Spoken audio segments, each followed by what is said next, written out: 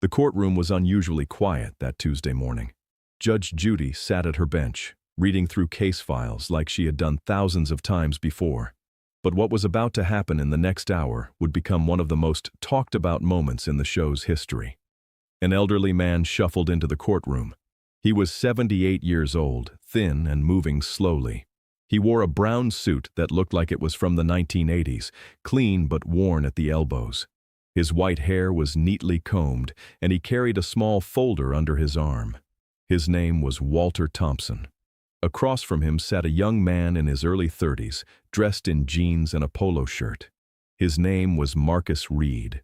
He looked confident, almost bored, checking his phone while waiting for the case to begin. Judge Judy looked up from her papers. "Mr. Thompson, you're suing Mr. Reed for $2,800. Tell me what happened." Walter cleared his throat. His voice was soft but steady. "Your Honor, I hired Mr. Reed to fix my roof. There was a leak in my bedroom. Every time it rained, water came through the ceiling.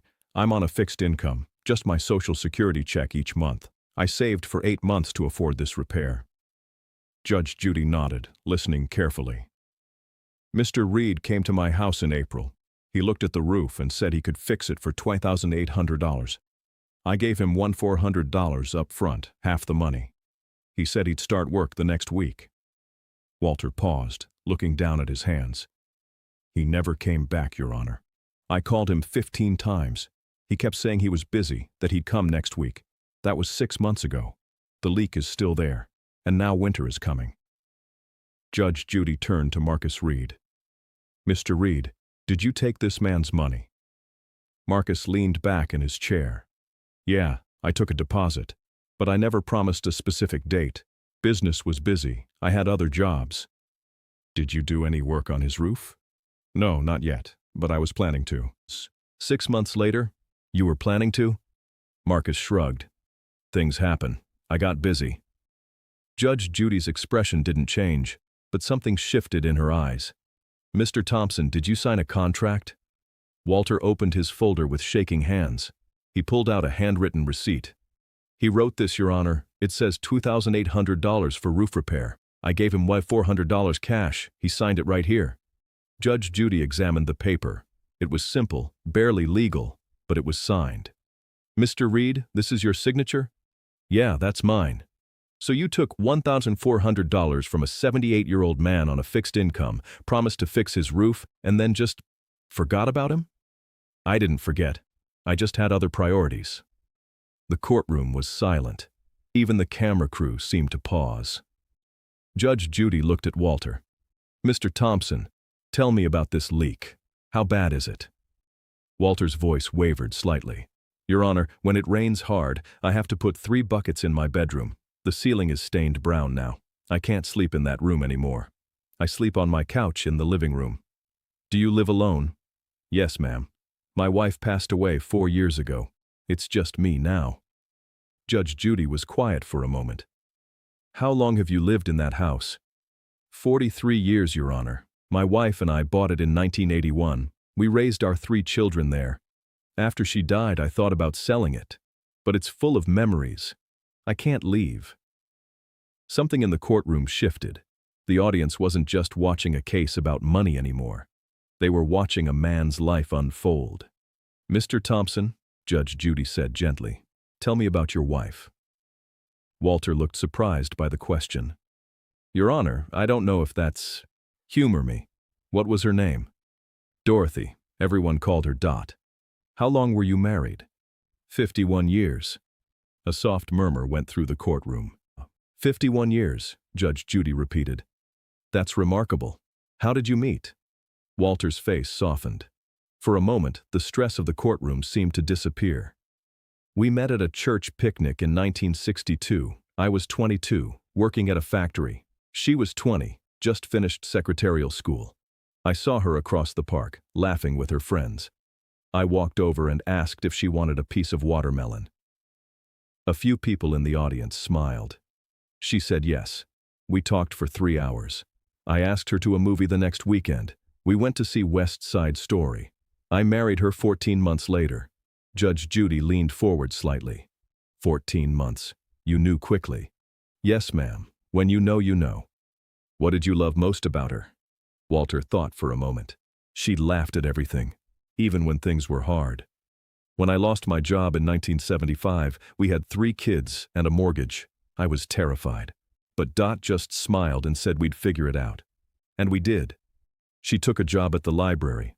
I found work at a construction company. We made it through. Did she work her whole life? 28 years at the public library. She loved books. She'd come home and tell me about the people she met, the kids she helped with homework. She made everyone feel special. Judge Judy nodded slowly. When did she get sick? Walter's voice dropped. 2019, cancer. We fought it for 8 months. She died on a Tuesday morning in our bedroom. I was holding her hand. The courtroom was completely silent now. Even Marcus Reed had stopped looking at his phone. The last thing she said to me was, "Take care of the house, Walter. It's our home." I promised her I would. Judge Judy looked at Walter for a long moment. And now the house has a leak you can't afford to fix properly because this man took your money and walked away. Walter nodded. Yes, Your Honor. Judge Judy turned to Marcus Reed. Her voice was different now, harder. Mr. Reed, do you have children? Marcus looked confused by the question. Yeah, I have a daughter. She's 5. Do you have a wife? A partner? Yeah, my girlfriend. We live together. Imagine for a moment that you're 78 years old. Your girlfriend has passed away. You're alone in a house full of memories. You save for 8 months from your Social Security check. You find someone you think you can trust. You give them half your money up front. And then they just disappear. Marcus shifted uncomfortably. I didn't disappear. I just got busy. Too busy to make a phone call? Too busy to return his 15 calls? Too busy to say, Mr. Thompson, I can't do this job. Here's your money back? I was going to do the job eventually. Eventually, while he sleeps on his couch because his bedroom ceiling is rotting. Judge Judy picked up the receipt again. Mr. Reed, how much money do you have in your bank account right now? I don't know exactly. Roughly. Maybe $3,000 or $4,000. So you have money. You could give him his $400 back right now if you wanted to. Yeah, but that's my money. I earned it.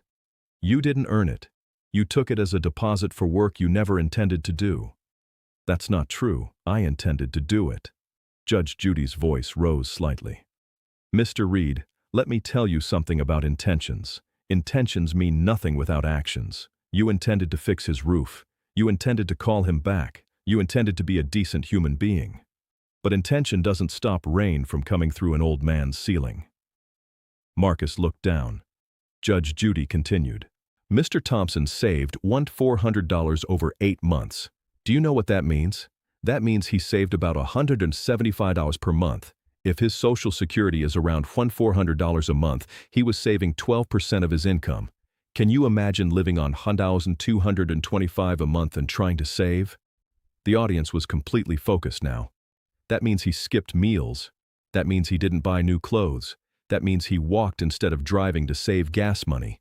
That means he sat in a cold house in winter to save on heating bills for 8 months, so he could fix the roof of the house where his wife died, the house he promised her he'd take care of. Walter's eyes filled with tears, but he didn't look away. Judge Judy turned back to him.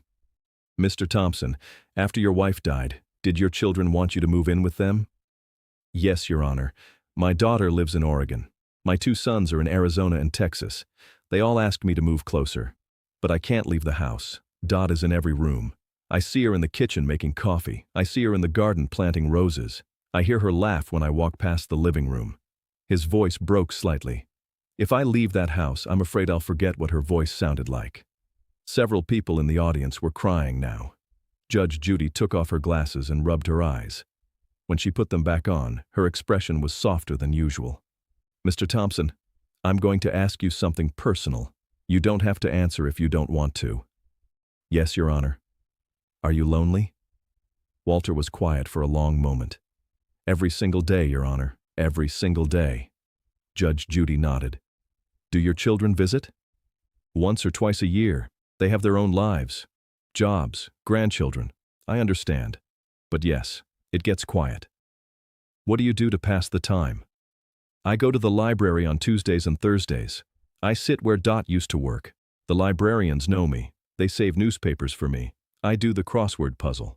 Sometimes I just sit and remember her there. Do you have friends? Most of them have passed, Your Honor. My neighbor Charlie died last year. We used to play chess every Sunday for 20 years. Now I play alone. Judge Judy was quiet again. Mr. Thompson, this case is about $1,400. But it's really about something bigger, isn't it? Walter looked confused. Your Honor? It's about whether people keep their promises. It's about whether we take care of each other. It's about whether we see other people's humanity or just their money. Walter nodded slowly. Yes, ma'am. I suppose it is. Judge Judy looked at Marcus Reed. Mr. Reed, I'm going to give you one chance to do the right thing. I want you to look at Mr. Thompson and tell me what you see. Marcus looked uncomfortable. I see an old man. Look harder. What do you see? Marcus looked at Walter for a long moment. I don't know what you want me to say. I want you to see a man who has lived 78 years, who worked in factories and construction sites to feed his family, who was married for 51 years, who sat in a hospital room holding his dying wife's hand, who keeps a promise to a woman who's been gone for 4 years, who saves 12% of his Social Security check for 8 months just to fix a roof, who sleeps on a couch because his bedroom leaks, who goes to a library twice a week just to feel close to his wife's memory, who plays chess alone because his best friend died. Judge Judy paused. That's what I see. What do you see now? Marcus was quiet. I see someone I should have helped. Judge Judy nodded slowly. That's a start, Mr. Reed. That's a start. She looked at the papers in front of her, then back at Walter. Mr. Thompson, I want to understand something better. You said you saved for 8 months. Tell me exactly how you did that. What did you give up? Walter shifted in his seat.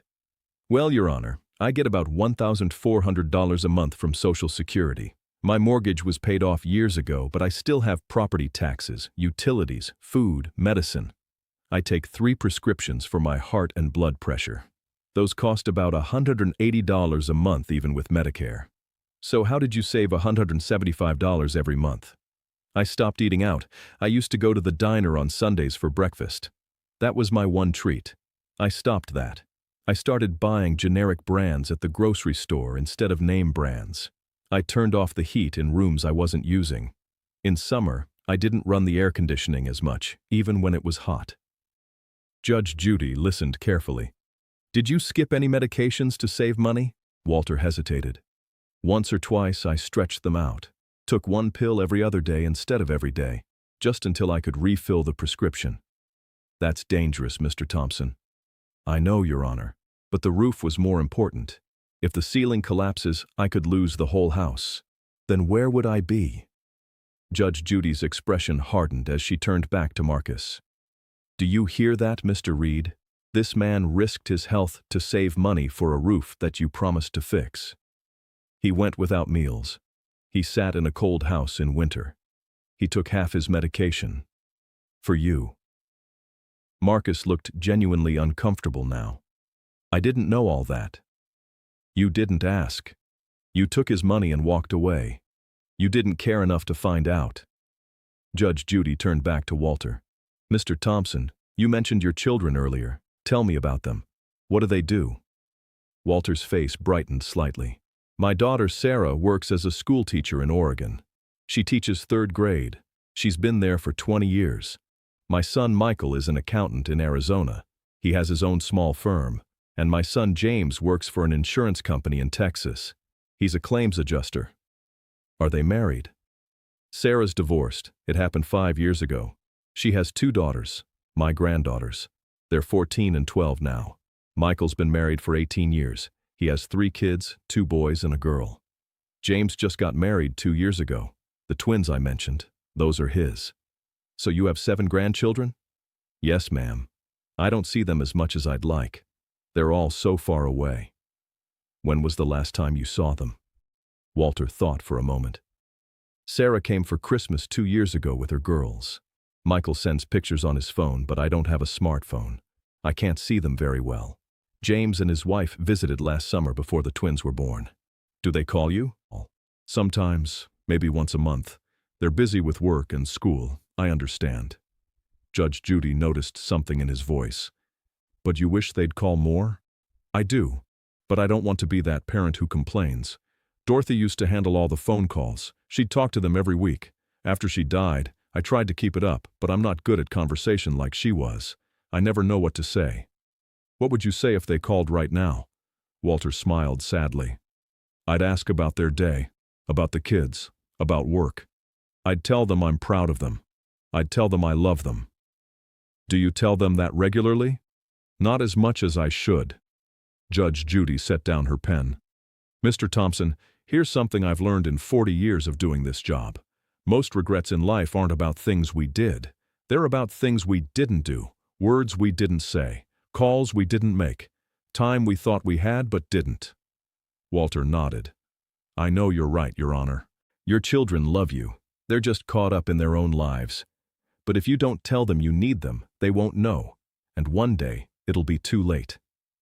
I don't want to be a burden.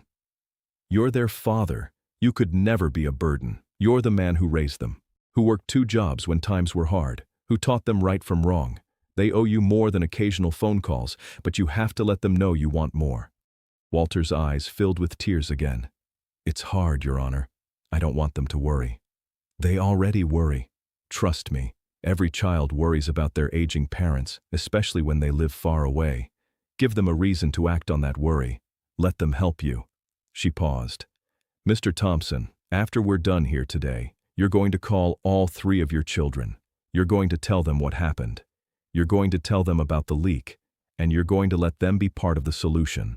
But Judge Judy, you're fixing the problem with your verdict. I'm fixing the legal problem, but you still need your family. You need their voices. You need their love. Don't shut them out because you're proud. Pride is cold company in an empty house. The courtroom was silent. Even the staff members who had heard thousands of cases were paying attention now. Judge Judy looked at Marcus Reed one more time. Mr. Reed, before we continue, I want to know something. Did you spend Mr. Thompson's $1,400? Marcus nodded. Most of it. I had bills. So you took his money knowing you wouldn't do the work, and you spent it on yourself. I was going to pay him back eventually. Eventually. That word again. Meanwhile, he's sleeping on a couch. Eventually doesn't fix his ceiling. Eventually doesn't ease his loneliness. Eventually is just another word for never. Judge Judy looked at her notes one more time, then directly at Marcus. Mr. Reed, I'm going to ask you one more question before I make my ruling. If this was your mother or father sitting in that chair, if they had hired a contractor who took their money and disappeared, how would you feel? Marcus was quiet for a long moment. I'd be angry. Just angry? I'd want to hurt them. Exactly. Because it's not just about money. It's about respect. It's about dignity. It's about treating people the way they deserve to be treated. Judge Judy straightened her papers. We're going to take a short recess. When we come back, I'll give my verdict. Mr. Thompson, there's water over there if you need it. Mr. Reed, I suggest you think very carefully about what you've heard here today. The gavel came down. The courtroom was so quiet you could hear the air conditioning humming in the background. Judge Judy sat at her bench, ready to deliver her verdict. Walter Thompson sat with his hands folded, looking tired but hopeful. Marcus Reed shifted in his seat, clearly uncomfortable. Judge Judy looked at both men. All right, we're back. Mr. Reed, stand up. Marcus stood. Here's what's going to happen. You're going to return Mr. Thompson's $1,400 immediately, not next week. Not when you have time, today, and you're going to pay him an additional $1,400 in damages for the 6 months he's waited. That's $2,800 total. Your Honor, I'm not finished. You're also going to pay him $500 for the damage to his ceiling from 6 months of leaking water, and you're going to arrange for a proper roofing contractor to inspect his house and provide him with a written estimate. You'll pay for that inspection. That's another $200. Marcus's eyes widened. That's $3,500 total. Your Honor, that's what happens when you take money from vulnerable people and walk away. The law calls it breach of contract. I call it taking advantage of someone who trusted you. Judge Judy looked at her papers, then back at Marcus. Mr. Reed, I looked into your business before this case. Do you know what I found?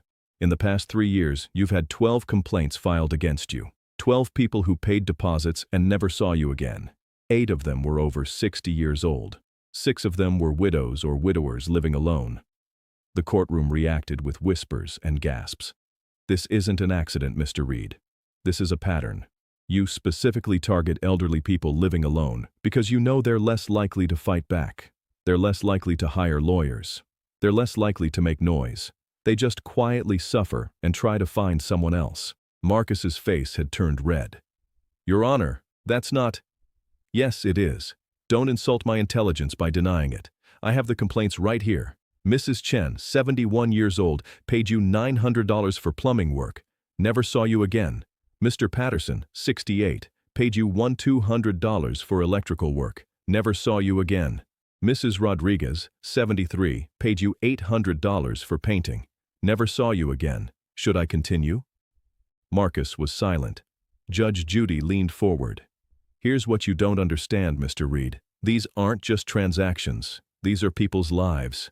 Mrs. Chen had a leaking toilet for 8 months because of you. Mr. Patterson's garage light didn't work. Mrs. Rodriguez wanted her granddaughter's old bedroom painted before she came to visit. You didn't just take their money. You took their dignity. You made them feel stupid for trusting you. She paused, letting her words sink in. And now you've done it to Mr. Thompson, a man who has already lost so much. A man who is holding on to the last thing that connects him to his wife. And you couldn't even be bothered to call him back. Judge Judy turned to Walter. Mr. Thompson, I'm going to tell you something. This isn't your fault. You did nothing wrong. You trusted someone. That's what we're supposed to do in society. We're supposed to be able to trust each other. When that trust is broken, it's not your failure. It's his. Walter nodded, his eyes still wet. Thank you, Your Honor. I want to ask you something else. When your wife was sick, did you take care of her at home? Yes, ma'am. She wanted to be home. I learned how to give her medicine, help her bathe, cook her meals. The nurses came 3 times a week, but the rest of the time it was just me. That must have been difficult. It was the most important thing I ever did. She took care of me for 50 years. It was my turn to take care of her. Judge Judy's voice softened even more. Mr. Thompson, you strike me as someone who has never asked for help in your life. Walter smiled slightly. Dot used to say I was too stubborn. She was right. Why didn't you ask your children for money to fix the roof? They have their own problems, Your Honor. My daughter's husband lost his job last year. My son in Arizona has medical bills. My son in Texas just had twins. I can't ask them for money. They would give it to you. I know. That's why I can't ask. Judge Judy nodded, understanding something deep and unspoken. Mr. Thompson, after this case is over, I want you to do something for me. Call your daughter in Oregon tonight. Tell her you love her. Tell her about your day. Let her know you're thinking about her. Walter looked surprised. Why, Your Honor?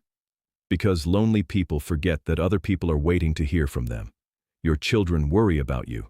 They want to help. Let them. I don't want to be a burden. You're not a burden. You're their father. They love you. Don't punish them by staying silent. Walter's voice cracked. I miss them. I miss having people around. The house is so quiet now. I know. But you're not as alone as you think. You just have to reach out. Judge Judy turned back to Marcus Reed. Mr. Reed, I'm going to do something unusual. I'm going to give you a choice.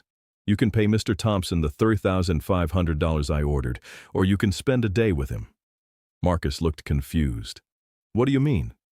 I mean you can spend 8 hours doing chores around his house. Fix whatever needs fixing. Rake leaves, clean gutters, whatever he needs. You do that, and I'll reduce your payment to $2,800. Your Honor, I'm a contractor. I don't care what you charge. This isn't about money anymore. This is about you understanding what you've done. It's easy to ignore someone on the phone. It's harder to ignore someone when you're standing in their house looking at the damage you caused. Marcus was silent. What's it going to be? $3,500 and you never see him again? Or $2,800 and you spend a day making things right?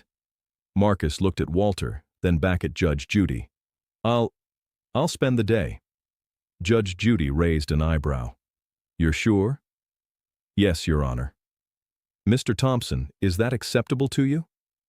Walter looked surprised but nodded. Yes, ma'am. Good. Mr. Reed, you will go to Mr. Thompson's house this Saturday. You will arrive at 9 a.m. You will work until 5 p.m. You will fix anything he asks you to fix. You will do it properly. You will do it respectfully. And when you're done, you will shake his hand and apologize for wasting 6 months of his life. Yes, Your Honor. If you don't show up, the judgment increases to $5,000. If you show up late, it increases to $4,000. If you show up and do a bad job, it increases to $4,500. Am I clear? Yes, Your Honor. Judge Judy looked at Walter. Mr. Thompson, I want you to make a list this week. Everything that needs fixing in your house, not just the roof.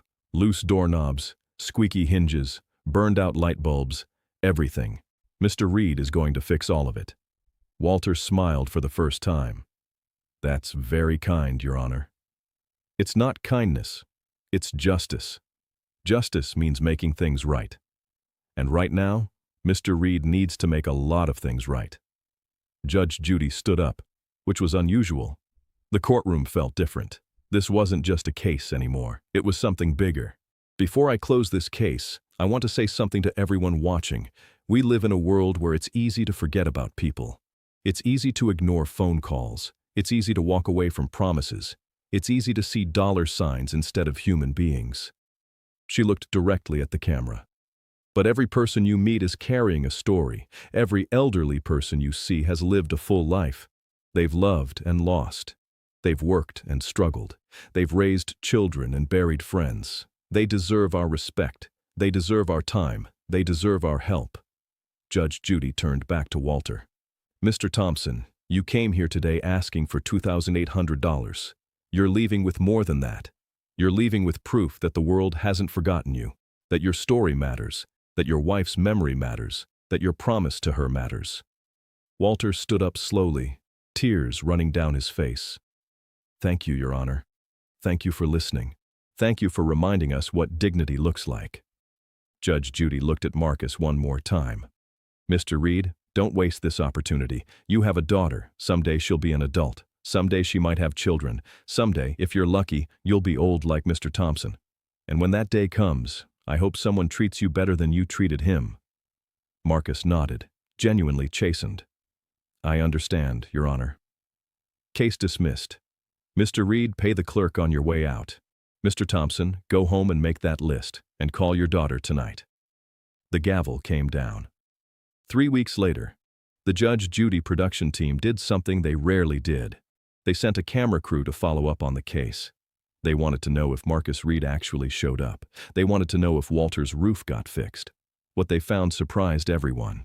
Marcus did show up that Saturday. He arrived at 9 a.m. with a truck full of tools. He spent 10 hours at Walter's house, not 8. He fixed the roof. He replaced 3 rotted boards on the front porch. He fixed a leaking faucet in the bathroom. He replaced 4 light fixtures. He repaired a loose stair railing. But something else happened that day. Walter made coffee around 11 a.m. He brought Marcus a cup. They sat on the porch and talked for 15 minutes. Walter told him about the house, about Dorothy, about his children. Marcus told him about his daughter, about his girlfriend, about his struggling business. At lunch, Walter made sandwiches. They ate together in the kitchen. Around 3 p.m., Walter showed Marcus the garden where Dorothy used to plant roses.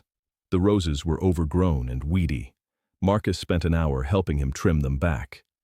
By 5 p.m., when Marcus was packing up his tools, something had changed between them. Marcus asked if he could come back next Saturday to finish painting the garage door. Walter said yes. The camera crew interviewed them both. Walter spoke first. He's a good worker. He fixed everything perfectly. But more than that, he listened. He asked about Dot. He asked to see pictures. He made me feel like my story mattered. Then Marcus. I almost didn't come. I thought about just paying the $3,500 and being done with it. But Judge Judy was right. It's different when you're standing in someone's house, when you see the pictures on the wall, when you hear the stories. Mr. Thompson isn't just some old guy who called me. He's a real person with a real life. I took advantage of that. I'm ashamed of it. The interviewer asked if he'd changed his business practices. Yeah, I made a list of everyone I owed money to. There were 14 people. I'm paying them all back, $200 a month. It's going to take me 2 years, but I'm doing it, and I'm not taking deposits anymore unless I know I can do the job within 2 weeks. The camera crew asked Walter if he'd called his daughter. I did. We talked for 2 hours. She cried. I cried. She's coming to visit next month with her grandchildren. I haven't seen them in 3 years. She said they're going to help me clean out the attic and organize Dot's things. I've been avoiding it, but maybe it's time. The interviewer asked what changed.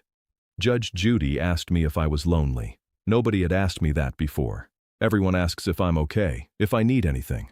But nobody asks if I'm lonely. When I said yes, it felt like something broke open inside me. Like I'd been holding my breath for 4 years and finally exhaled. Walter paused. I'm still lonely, but I'm not suffering in silence anymore.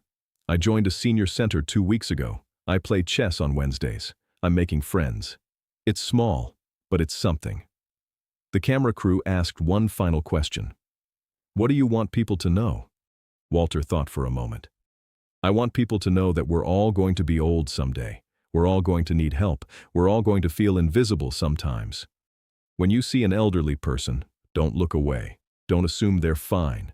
Ask questions. Listen. It costs nothing to be kind. And it means everything to us. Back in Judge Judy's chambers, when Judge Judy saw the follow-up footage, she watched it twice. Her producer noticed tears in her eyes during Walter's final interview.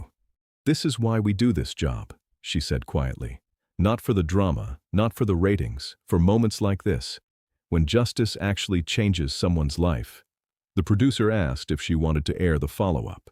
Absolutely. People need to see that consequences can be positive, that accountability can lead to growth, that sometimes the best punishment is the one that makes people better instead of just making them pay. The episode aired 6 weeks later. Within 3 days, it had 15 million views on YouTube.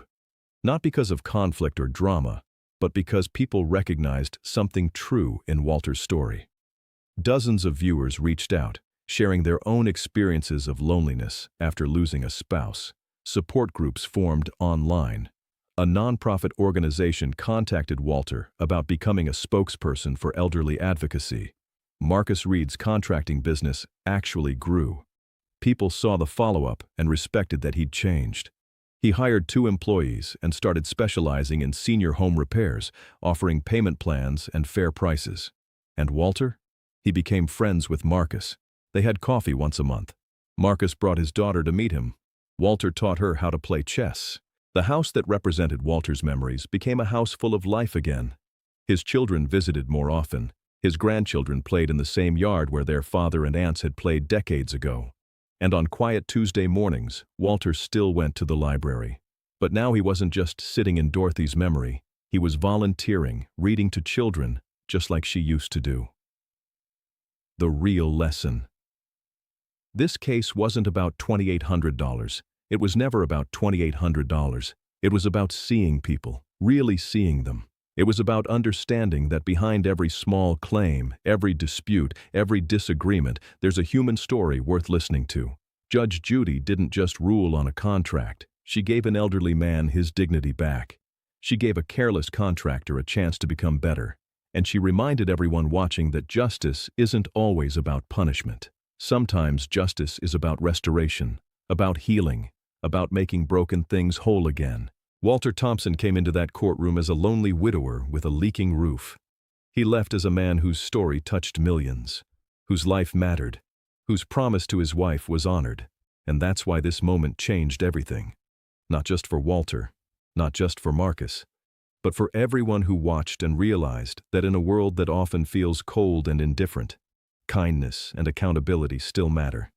That our elders deserve respect, not neglect. That promises should be kept. That we're all connected by the stories we carry. And that sometimes the most powerful thing a person can do is simply listen to someone else's life story and treat it like it matters. Because it does matter. Every single story matters. This story reminds us that every person we meet carries invisible burdens. Walter Thompson wasn't asking for pity. He was asking for fairness, for someone to keep their word, for dignity in his old age. Judge Judy understood that this case represented something larger than a roof repair. It represented the way society treats its elderly, the way we honor or dishonor the people who built the world we inherited. In Walter's testimony, we heard echoes of millions of seniors across America. People who worked their whole lives, who raised families, who served in wars, who built communities, and who now find themselves alone, forgotten, invisible. The beauty of this case wasn't just in the verdict, it was in the moment Judge Judy stopped seeing a plaintiff and started seeing a human being. When she asked about Dorothy, about loneliness, about what Walter gave up to save money, those questions changed everything because they said, "Your life matters. Your story deserves to be heard. You are not invisible to me." And that recognition, that simple act of seeing someone fully, is sometimes the greatest justice we can offer. Marcus Reed learned that day that shortcuts have consequences, that when you take advantage of vulnerable people, you're not just stealing money, you're stealing dignity, trust, hope. But he also learned that redemption is possible, that accountability doesn't have to be punitive, that sometimes the hardest punishment is having to look someone in the eye and understand what you've done to them. By spending that day at Walter's house, Marcus didn't just fix a roof. He fixed something broken in himself. He learned empathy. He learned that behind every transaction is a person with a story worth honoring. This is why Judge Judy's courtroom has resonated with audiences for decades. Not because of shouting matches or dramatic reveals, but because of moments like this. Moments when justice becomes personal, when rulings become lessons, when the law serves humanity instead of just enforcing contracts. Walter Thompson walked into that courtroom seeking $2,800 and walked out with something priceless. Validation that his life, his love, his promise to Dorothy still matters in a world that often discards its elderly. That's the story we needed to hear. That's the justice we needed to see. And that's why this moment changed everything.